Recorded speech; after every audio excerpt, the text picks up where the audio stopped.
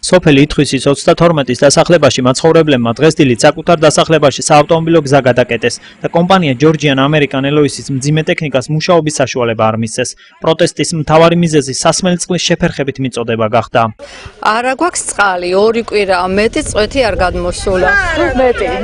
მეტი წყალი არ გადმოსულა. ძალიან დიდი სიმდიდრე გადის და არანაირ ყურადღებას არ გვაქცევენ.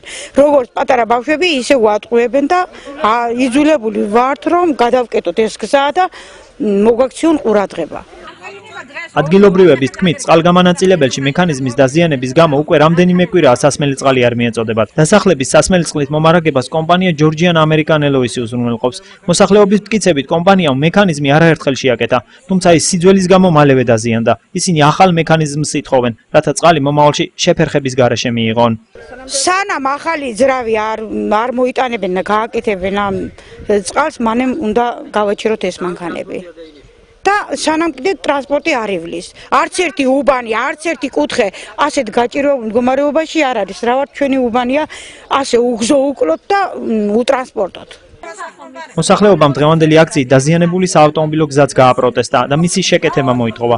ადგილობრივების თქმით, დასახლებამდე მისასვლელი საავტომობილო გზა Georgian American Alloys-ის მძიმე ტექნიკის გადაადგილების გამო ზიანდება.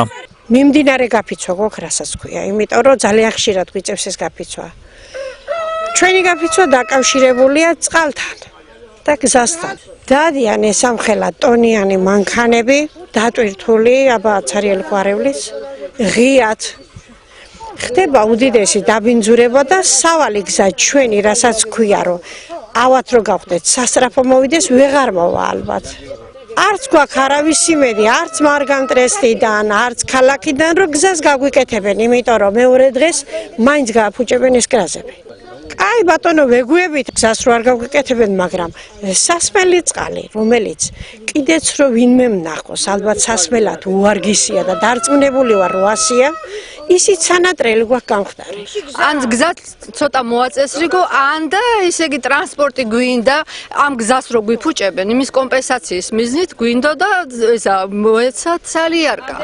ხო, ამდენი სიმდიდრე გადის და დღეში 5-6 ლიტრა სალიარკა რომ მოგცეს, რომ კვირაში 2-ჯერ ტრანსპორტმა იაროს, რომ საცოდავად ხელით არ ვატაროთ ეს რასაც ვიყიდით, ძალიან შორს ვართ აქეთ. მოსახლეობის პრეტენზიებს სრულიად იზიარებენ კომპანია Georgian American Alloys-ის ჭიათურის სამთო გამამდიდრებელ კომბინატში.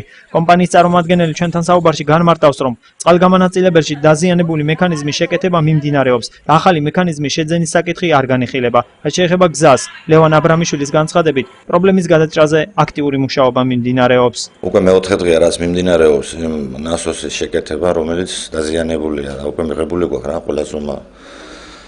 მოხდეს ამის აღმოჩნდა ალბათ დღეს თუ არა, ხვალ უკვე გაიშვებს რა ეს ნასოსი.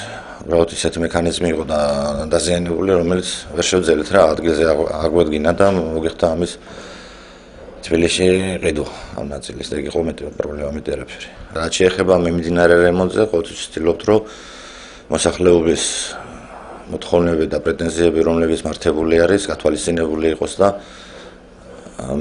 მაქსიმალურად თუ არა მინიმალურად მაინც დაკმაყოფილდნენ.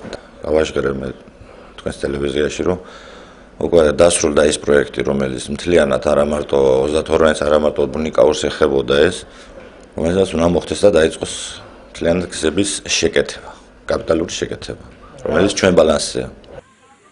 32-ის დასახლებაში მაცხოვრებლები აქციის შეწყვეტას მოთხოვნების დაკმაყოფილებამდე არაპირებენ.